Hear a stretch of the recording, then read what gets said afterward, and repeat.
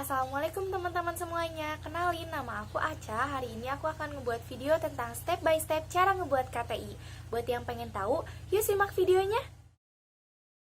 Nah, jadi kita harus tahu dulu nih sebenarnya KTI itu apa sih? Jadi KTI itu tuh karya tulis ilmiah atau bisa juga disebut tulisan atau laporan yang di dalamnya memuat hasil dari penelitian kita. Nah, buat nentuin penelitian kitanya tuh gimana sih? Jadi, pertama, kita tuh harus tahu dulu nih yang kita interest tuh di bidang apa. Misalnya di bidang kesehatan, di bidang perawatan, di bidang komunikasi. Kita harus tahu yang mana yang sekiranya kita bisa lebih mudah buat memahami hal tersebut. Jadi, ngebuat KTI-nya juga bisa lebih sedikit memahami gitu. Di sini aku udah ngebuat catatan ya, biar aku ingat apa aja nih yang pengen aku kasih tahu. Jadi pertama itu cover. Cover itu apa sih? Cover itu visual yang pertama kali kita lihat. Jadi pernah denger kan kayak cover buku, cover majalah. Nah itu tuh yang buat orang tuh interest pada pertama kali ngeliat gitu. Jadi di cover itu tuh isinya pertama ada tema, kedua ada dosen pembimbing, ketiga ada logo kampus, keempat disusun oleh, dan kelima program studi. Jadi buat di KTI ini yang pertama cover isinya ada tema yang pengen dibicarain.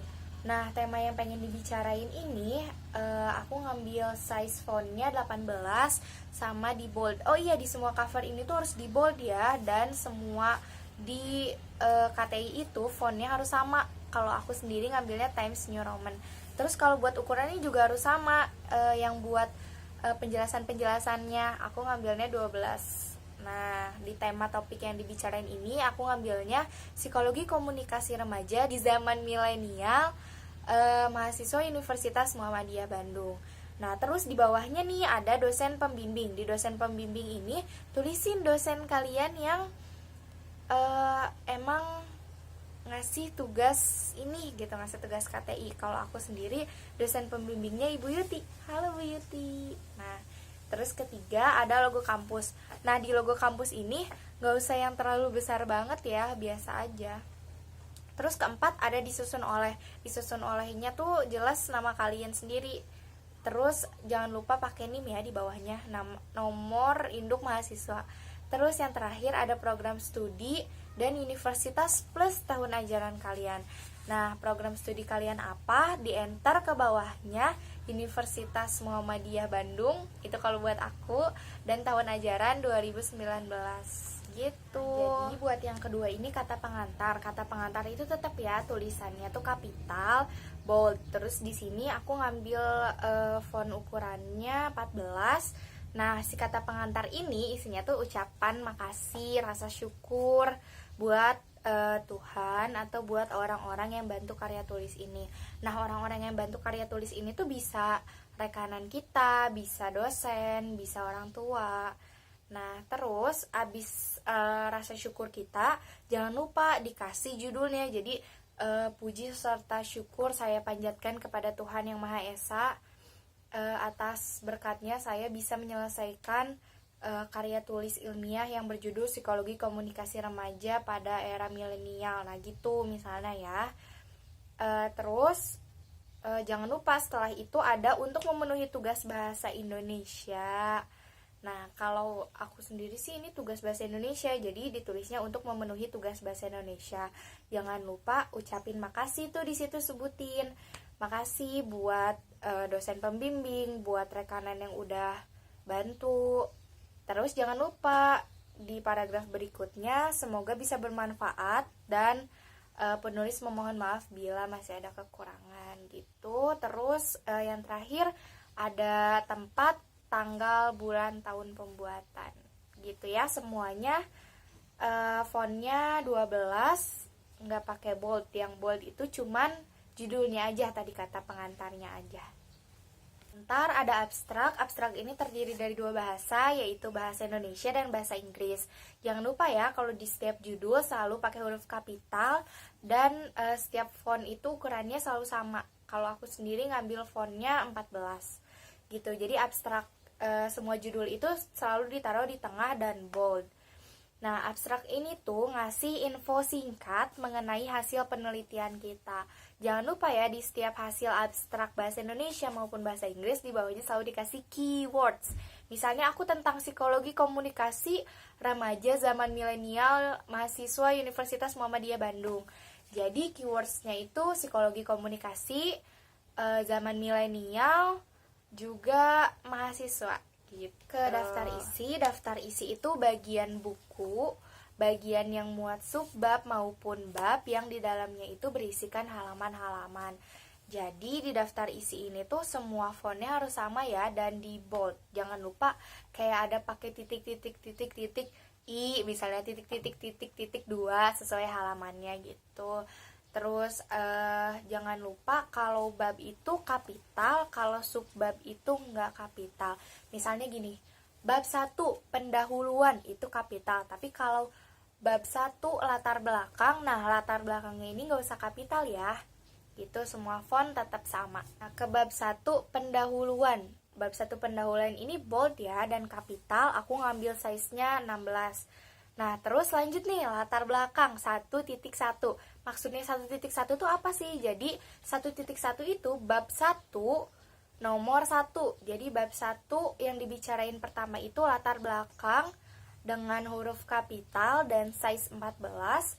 Latar belakang ini tuh apa sih? Jadi latar belakang itu gambaran mengenai teori yang dikeluarkan oleh para ahli dan kenyataan yang ada. Jadi realitas yang ada. Jadi di latar belakang ini dijelasin semuanya singkatnya tentang psikologi komunikasi menurut para ahli dan menurut teorinya seperti apa dan di realitanya seperti apa. Kira-kira kayak rangkuman gitu sih. Gitu. Terus yang kedua, 1.2 identifikasi masalah atau biasa disebut juga rumusan masalah. Nah, di identifikasi masalah ini masih sama kayak yang awal, aku fontnya size 14, di bold juga dan kapital. Nah, rumusan masalah ini tuh gunanya buat apa sih? Jadi buat penyebab kita meneliti suatu hal itu apa, terus jenis datanya apa yang harus dikumpulkan, dan itu tuh buat memudahkan kita buat nyari apa sih sebenarnya masalah dari hal yang mau kita bahas. Yang ketiga, 1.3 ada tujuan. Itu tuh tujuan itu tuh hasil. Jadi hasil dari penelitian kita tuh berupa apa. Dan 1.4 ruang lingkup. Jadi apa aja sih yang masuknya di narasumbernya itu tuh apa. Jadi narasumber kita tuh ruang lingkupnya tuh di mana. Kayak misalnya kalau aku nih psikologi komunikasi, aku ngambil ruang lingkupnya buat ngewawancarin teman-teman aku yang mahasiswa univ aku sendiri gitu. Bebas sih kalau misalnya kalian mau penelitian tentang apa, terus ngambil narasumbernya orang yang mana, random, stranger pun bisa gitu. Terus ada yang 1.5 kemanakuyan. Jadi kemanakuyan ini hasil penelitian. Jadi kita memaparkan hasil penelitian secara singkat.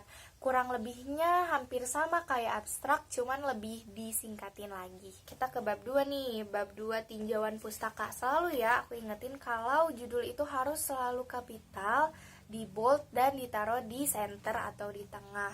Tinjauan pustaka ini apa sih? Jadi tinjauan pustaka ini tuh peninjauan kembali, kurang lebih kayak review kembali gitu. Jadi kita bisa ngelihat buku, misalnya baca-baca buku, ini yang kita baca dan yang kita simpulin, kita tuangin ke KTI-nya tuh apa yang menurut kita intisarinya gitu. Terus bisa jadi juga kalau misalnya kita ngelihat dari Google atau internet, kita bisa nyalin beberapa atau simpulin sendiri. Balik lagi ya, lebih baik semuanya berdasarkan data, berdasarkan sumber, tapi tetap kita juga harus ngerti dan kita juga jangan lupa ada diselingin pakai kata-kata pribadinya gitu. Kecuali kalau kayak hal-hal yang bersifat teoritis itu mungkin bisa kita sesuai sama apa yang ada di buku atau apa yang ada di internet. Cuman kalau untuk KTI sendiri lebih baik menggunakan bahasa pribadi, jadi bahasa yang emang kita simpulin sendiri gitu. Terus ada 2.1. 2.1 ini pengertian. Nah, pengertian itu bisa menurut para ahli, bisa menurut yang kita simpulin, bisa menurut narasumber. Pengertian di sini bermacam-macam ya. Intinya kalau di bab 2 ini lebih ngebahas lengkap lagi gimana tentang penelitian kita. Kayak misalnya psikologi komunikasi, dijelasin nih psikologi itu pengertiannya apa sih, psikologi itu adanya kapan sih, latar belakangnya gimana, asumsi yang berkembang seperti apa, teori-teori yang ada seperti apa, menurut para ahli itu seperti apa sih gitu. Nah, psikologi komunikasinya juga sama, dikembangkan lagi. Komunikasi menurut para ahli gimana, komunikasi berasal dari mana, sejarahnya gimana. Nah, baru dia digabungin pengertian psikologi komunikasi, studi kasus yang pernah diteliti, apa aja kelebihan dan kekurangan dari psikologi komunikasi tiap orang kan beda-beda. Nah, itu balik lagi nih metode penelitian. Jadi metode penelitian ini ada kegiatan untuk mencari kebenaran. Jadi metode itu ada bermacam-macam. Yang terkenal sih kualitatif sama kuantitatif. Jadi kalau kualitatif itu metode dengan menggunakan apa yang ada di masyarakat. Jadi dengan menggunakan survei, observasi, jadi pemahaman yang dipahami selama ini oleh masyarakat. Kalau kuantitatif itu metode dengan menggunakan metodologis matematik. Jadi kayak misalnya dengan diagram, tabel, nah seperti itu.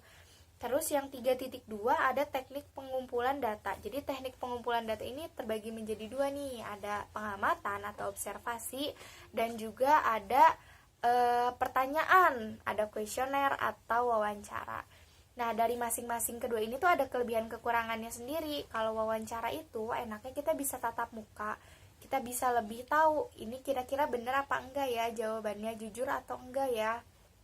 Cuman kalau kekurangan wawancara, orang itu cenderung ngasih jawaban yang ragu-ragu. Jadi ngasih jawaban yang takut karena identitasnya cenderung lebih mudah terbongkar karena kan kita face to face.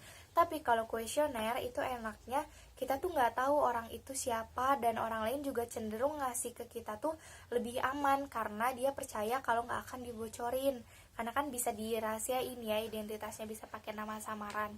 Cuman kekurangan kuesioner juga ada nih. Jadi kekurangannya itu kita bisa ngasih, orang lain tuh bisa ngasih jawaban ke kita tuh sembarangan gitu. Jadi maksudnya bisa asal-asalan juga gitu. Sebenarnya ada plus minusnya masing-masing.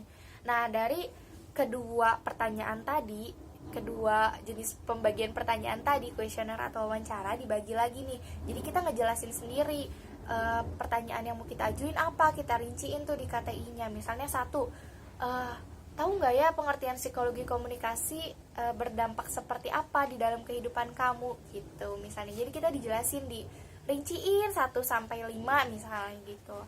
Terus ada juga nih tahap penelitian. Nah, di tahap penelitian ini mulai dari survei lapangan, wawancara, kesimpulan, saran. Nah, kita jadiin tabel terus disusun deh.